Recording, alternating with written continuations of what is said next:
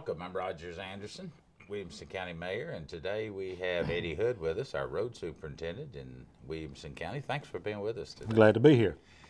Well, I have to make a remark about the UT hat. I know you're a big UT fan like I am. Excited about the season this year. I'm really looking forward to this upcoming season, and looks promising. Of course, one of the things, it's not what the show's about, it has nothing to do with Williamson County, but up at Bristol this year, the first game, well, not the first game, but coming right out of the chute, they're playing one of the biggest, largest attended facilities they think and that's ever had a football game. They are. That game will be September the 10th, and I will be there. I'm looking forward to going to Bristol. Well, you're a big NASCAR fan to begin with. That's true. But it'll be a little different seeing all that dirt in there. And I understand the company that's doing all this work, they're doing a time delay photo of that, so you can really see. There's no telling how many tons of dirt and rock and gravel they're going to bring in there. I heard there's around 5,000 tons of rock alone, not counting the dirt on top of that. That's right up your alley, isn't it? Right on. I would like to see this done. Well, we want to spend some time today with Eddie Hood, the road superintendent, highway superintendent, called by a lot of names, but we don't oftentimes get to, when I'm doing the interview, get to interview someone that's went to school here and born here and got a family history here, all from down around the Bethesda and Paytonsville, Arno area road. So tell us a little bit about Mr. Hood and how you got started. And I know you're proud of this county, but you're one of the few that you've been here a long time. I've been here all my life, and my family, my mother was raised in the Pasco area, which is off of Highway 100 at the end of Sneed Road. And my dad had been here in Williamson County all his life, and he was in construction work on the excavating side of it for 54 years, and he retired at the age of 70. And I came to work at the Highway Department in July the 13th of 1981. And Mr. Mac Hatcher hired me at that time. And then I was driving a dump truck for 4 years, and then Mr. Meek, Charles Meek, came in office at April of 2003, and he was road superintendent for 20 years till April of let me back this up. Charles came in 1983, was superintendent for 20 years, and retired at April of 2003. And great people to work with, and I was appointed road superintendent after Mr. Meek retired. Of course, July this year I'll be with the county 35 years, and I mean, it's a great place to work. Got great people like Mayor Anderson here, and it's a growing community. Eddie, I mean, when you think about all of the improvements, and when we speak of roads, and people that are watching this show need to understand, your jurisdiction, or the highway's jurisdiction in Williamson County, are those roads that are out in the unincorporated area, not in the city. Right. We have 727 miles of county road we maintain. And we have interlocal agreement with some cities where what that is, if we was to do work for them, they have to pay us back. And we have a contract signed each year on that. But like Mayor Anderson said, we're strictly county roads only, and it's a job that we got a big task in front of us. You've got somewhere in the neighborhood of 75 plus? Yes, we have 78 people, and in summertime we work 10 part-time people. So when you think about the roads, most of us think about roads as paving, but there's so much more to being the superintendent over all of these men and women that we have. You do bridge building, you do mowings. There's just a lot of work, but you're not a public works department. There's a little difference. Yes or no, so we strictly work off a county road. We are not a public works department. And like you said, it's more than just paving roads. You have to bush hog roads, you have to patch roads, and it's never a dull moment around the highway department. It's always something to do. And my guys and Elaine, they do a great job, and I think he's second to none up there. It's just a good place to be. So one of the things that I did, we want to spend some time in talking to Eddie about the future and the future of roads because there's congestion and et cetera, et cetera. But it is very important what Eddie made reference to a minute ago, that if he goes and does work inside the cities, that administration has to pay back the county for the use of that equipment, the manpower, and the materials that go into that. And the reason is, if you live in the unincorporated parts of Williamson County, outside of the Brentwood and Nolensville and Franklin and Thompson Station, Spring Hill, Fairview, I think I got all those cities. Yes, you do. If you get outside all of those cities, then on the tax structure that we have, we actually charge a nickel on the tax rates built into everyone that's watching this show if you're in those unincorporated areas. And so you can't tax a group, an organization, or an area and then go do work someplace else because they didn't pay for those services in those cities. Right. So if you're a city resident, you don't pay a nickel. Your tax rate is a nickel less than you would to somebody like you and me that live in the unincorporated areas. And that's always so important to remember, because if you don't mind, kind of give an overview of, you've got the county, you've got the cities, you've got the states, you've got the feds, and how all of that works and how is that integrated? Well, one way that, going back to the state, you know, there's a lot, I don't know how many miles state roads is in this Williamson County area, nor the bridges, but the state had a program on state aid side of it where this past year we get 98% of funds from TDOT and we match it 2%. And most of the time that's just a matter of cutting out for a bridge or getting a road ready to pave.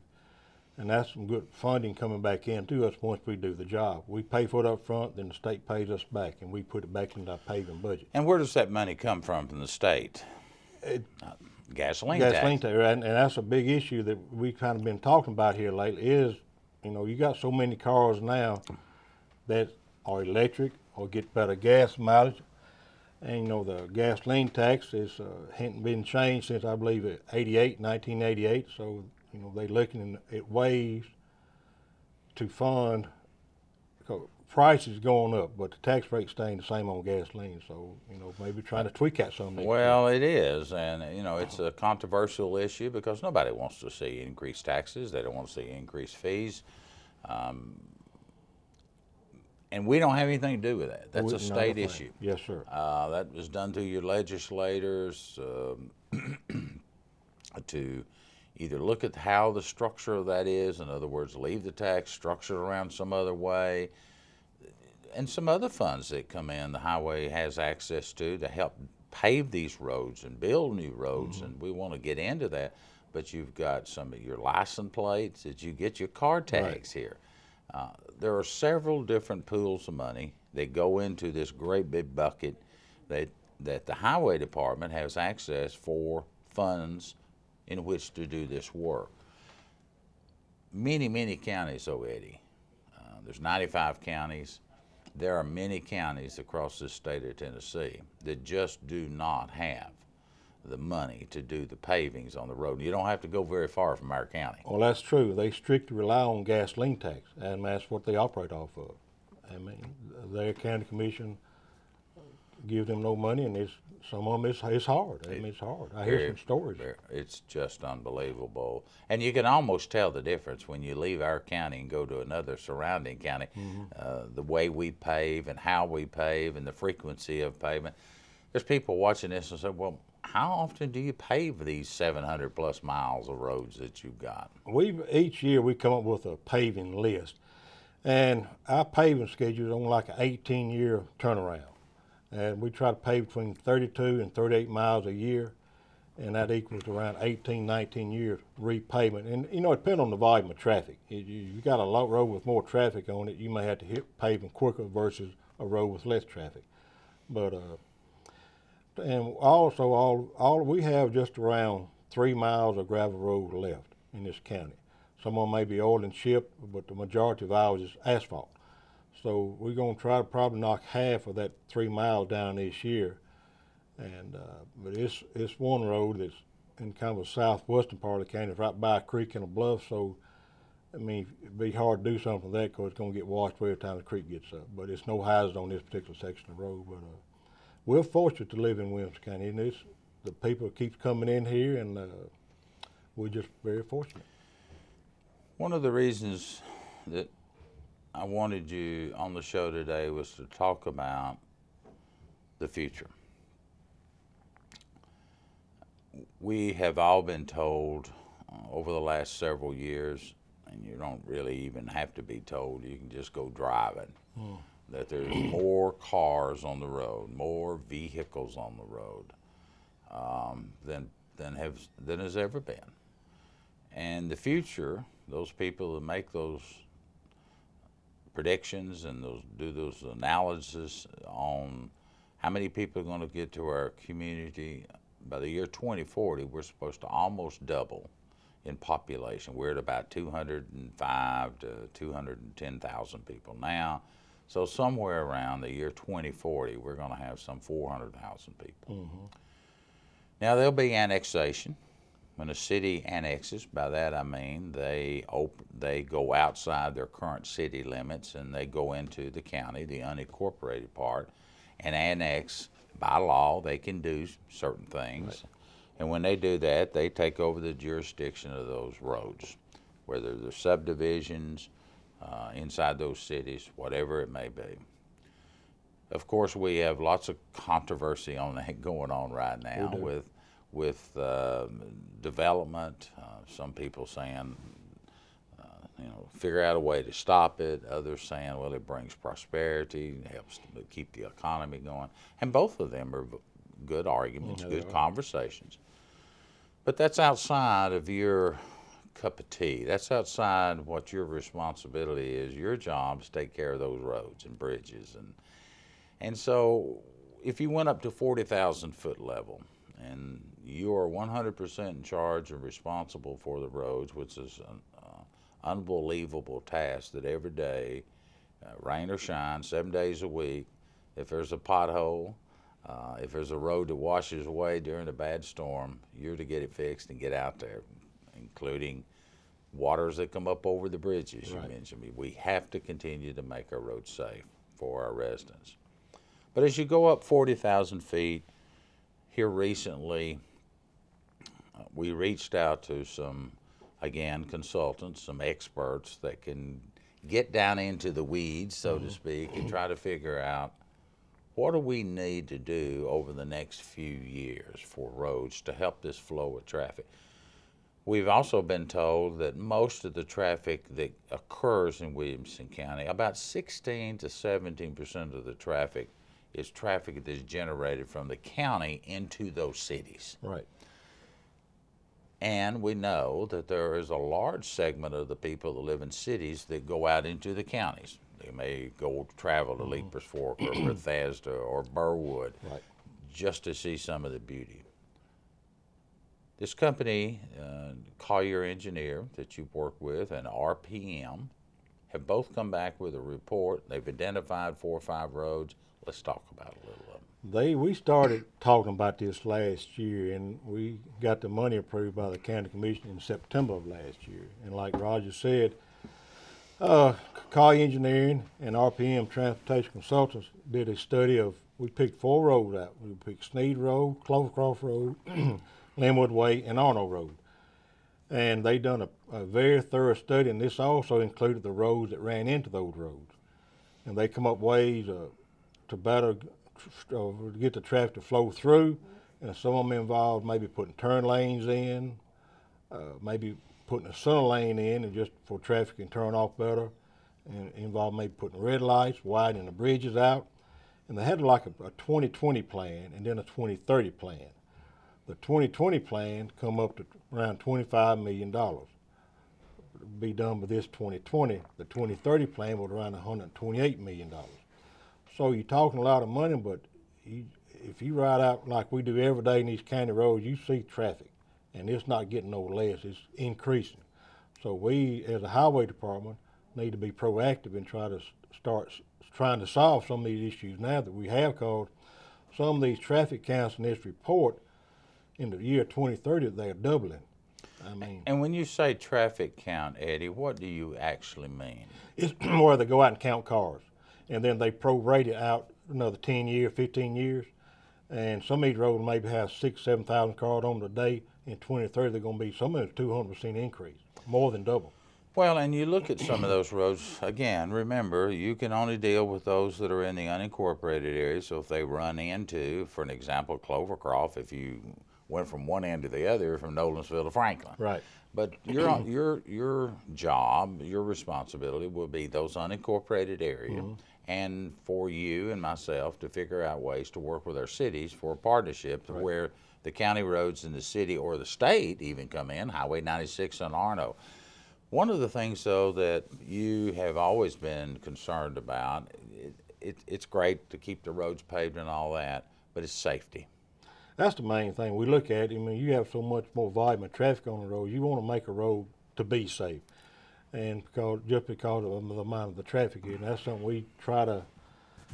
One thing in this report we're going to try to look at, because we submitted it to the Highway Commission earlier this month, and we're going to come back in July and try to get them to endorse it, and then we're going to sit down and find out where you're having the most accidents, the volume of traffic, and that's probably the road we'll concentrate on first.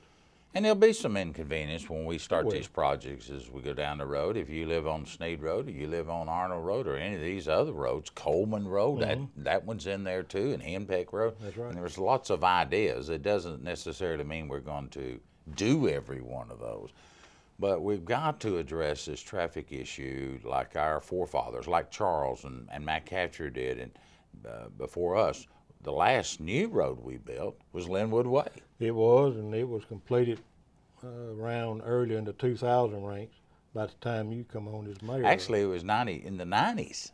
Okay, when they completed, it was a challenge. I mean, that was a road that it was some talk. Didn't need Linwood Way, and it was wasted money. But you go out to Linwood Way today, and you see how many people sitting on it. Well, and that's. I remember the discussion when I was a county commissioner back in the 90s, because Charles Sargent, who's our state representative, and myself were from the same area. And when the original road was talked about of Linwood Way, they were thinking about bringing Sneed Road out through Hunterwood and bringing it on across the ridge and bring it down. Oh my goodness, what a firestorm. I remember that.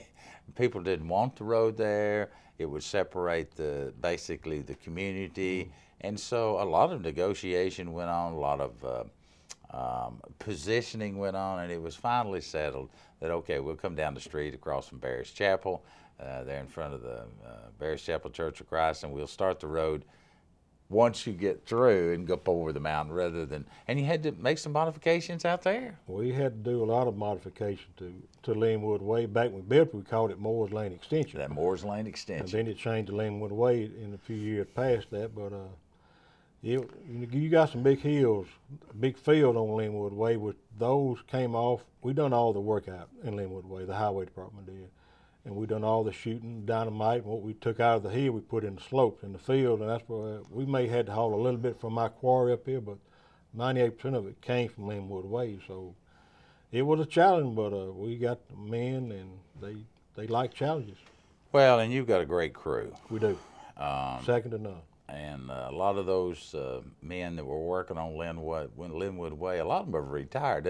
We're going on nearly 20 years. It's been a while. And I can't imagine that road not being there today to handle the flow of traffic. That's true. I mean, if you didn't have Linwood Way, they either had to go back to Moore's Lane, either down to McCatcher. I mean, of course, it's a very busy travel road right now. And so we're looking at that as part of that. And there's not a lot of room up there. I mean, anytime you do roads, you're talking about you can do those intersection improvements, you can do synchronization of lights, you serve on the MPO, the Metropolitan Planning Organization. In fact, this week we were up there talking about all these roads the dollars, and it's everything from the cow pasture, the bike trails, to the walking sidewalks, and all that's in the cities. but it's cities and counties sitting down, trying to figure out all these federal dollars. How do we do it? How do we deal it? How do we shuffle the deck and get everybody get a little piece of the money, which is always an interesting conversation. That can be difficult sometimes. But as you look out into, I think it is important too that we talk about that the highway has been, your words, proactive to address some of the needs in the next 5 and 6, 7 years, and then look further out into the year 2030 and try to make some land acquisitions, which is never pleasant. No, sir. It's never pleasant because you're really taking somebody's front yard. But these are things that we have to address if we're going to continue to be able to use our roads and for safety. That's true. I mean, like I said, when you're talking about someone giving up some of their property, that's kind of a challenge in itself because, you know, nobody wants, a lot of people don't like change. I mean, they just don't understand change. I mean, changing, and we all change. We got to adapt to what we face with. When you go and talking about the roads, you know, we need to widen something. The 2020 plan is kind of a short-term fix, what we was talking about. When you go to 2030 plan, that's more of a long-term fix. But it's always, you know, and we are lucky here at the Highway Department about right away. We had some issue, but overall, the people out in the county have been real kind to us. Yes, they have. They've been real kind to us. When you sit here and talk, and we're looking at long-term, I know you've got several bridges you're trying to address. Let's spend a little time on bridges. When or how do you decide to make a change to a bridge? Well, the state inspects our bridges every 2 years, and the last one was 2015. They will inspect them again next year. And they send us a report in. We have around 300 plus bridges total in the county. Out of those 300 plus, over 200 of those is state aid bridges, which has to be 30 foot in length. And the remainder of those is county bridges. And what they have sent a report in, we look at the report and see what kind of deficiency rating it has on it, and we always try to concentrate on those first. But, you know, our bridges is in good shape. You know, none is, you know, where we're going to have to shut the road down just because of the bridge. That started back years ago under McCatcher and Mr. Meade. You know, they got our bridges up to par back then, and we just stayed on the program ever since then and try to maintain them. And we're working on a bridge. We just got built one on Patterson Road that was a county bridge. No state dollars involved in this, and well as Arnold College Grove Road we're working on now. And when you get the bridge money, they give it to a county. It may not always come to us, to Williamson County Highway Department. This year, the bridge money is going to Thompson Station because of a bridge off of Fly Road, which is off of Thompson Station Road West. And they go, that's how they dictate where the bridge money goes, is the lowest rated bridge. So like I said, Thompson Station getting it this year, but that's a good program the state has. And it used to be a higher match, but then they kind of voted for the bridges last year in legislative session to have a state 98% and a county a 2% match. And we're trying to work on through Rodney Carmichael, and he'll work on the legislature pretty good this summer and up when the session starts back to make the state aid road from here on out, you know, have just a 2% match. And that's so important. When you say the 2%, we're taking 2% of those unincorporated tax dollars that are generated, what we talked about earlier. We take 2% of that money and match it up with 98% of the state money to help do these projects. That's right. In our counties and on the peripheral areas of the city areas. So we got about 5 minutes left. We've just flown by. And we didn't really hardly get anything. But I do want to emphasize a couple other items. Number one, if you're a citizen, where you're in the city or you're in the county, and you see a road that's got a chunk hole, a pothole, it's flaking away at the side, there's something, a sinkhole, we still have those. Please call the Williamson County Highway Department at 790-5596. And we'd ask you at any time you're on any road, a tree falls down, branches in the way, please call us and let us get started addressing that issue. That's exactly right. If you need, like I say, you call that number 615-790-5596 for And we call the cities too. Like somebody, Yes. we get a lot of calls because you have so many people that moved in Williamson County. They just call the highway department. That's right. And then we refer them out to either make the call ourselves to whether it be TDOT or the city or Franklin or something like that. Joe York from City of Franklin, we got a good working relationship, and he does the same for me. So that's what this county needs to be Well, about. we've got so many of these rural roads. I know out where I live, off in Del Rio, you've got branches. We had a bad windstorm, for an example, Right. and it just may blow a pretty good sized branch down on the road, and we need to get that off the road. Now, there are concerned citizens that will stop and drag that off the road, but we need to get that removed. And we're talking about right to not just to the shoulder. The highway department is responsible for that right of way on Right. just outside the shoulder of a road. So he's there. I'm here to help you with those needs, so don't hesitate. Finally, I want to touch on, in the 2 or 3 minutes we've got left, is talk about as our county continues to grow, and we're looking at projects like this. There's an opportunity also that we'll have to do some of that work in-house, but a lot of it we're going to have to outsource. We will. I mean, like anything in this work that I kind of done talked to my staff about, like you got 2 county roads. I don't mind doing work like that, but when you jump out to a county and a state road, I'd rather contract work like that out. And that's just, and we also we hadn't really sit down too much, maybe trying to bundle some packages. Yep. And you probably get a better price. Eddie, people may not believe this, but we still do a lot of quarry, a little rock. We do. Use a lot of rock every day. We use a lot of rock, and like the landfill, they come up and get rocks. So that quarry is very vital to us. A lot of people may not realize, if you're in and around the Franklin area, you may realize it, but all the blasts that go on during the day or in the afternoon, they're not all coming from our quarry. No, sir. There are other quarries down there that pull out rock and gravel or turn it into gravel every single day. But we have a crew that's where they work. They do. We have a crew specified for the rock crusher, and it's 7, 8 people that works at our quarry, and Jane Binkley is our foreman up there and does a great job. And MSHA, that's Mine Safety Health Administration, they inspect our quarry twice a year. And Jane keeps a tight rope up there, and cause they will write you a fine every once in a while. They're not shy about that. No, they're not. But we're fortunate, James, the leadership up there that carries a long way. He makes sure everything. He gets along with the people, mine safety, which is very vital. Does a great job. Got 1 minute. I'm sure I've overlooked something that you wanted to talk about, and so here's your opportunity if I've overlooked something. Well, it's just Williamson County, as I said, I've been here all my life. I've seen a lot of changes. I've seen a lot of growth. And I always say when,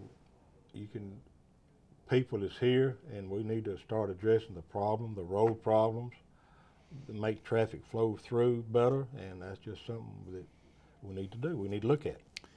Eddie Hood's yours and mine, road superintendent here in Williamson County. Been here his entire life, doing an outstanding job. Got a great group of men and women.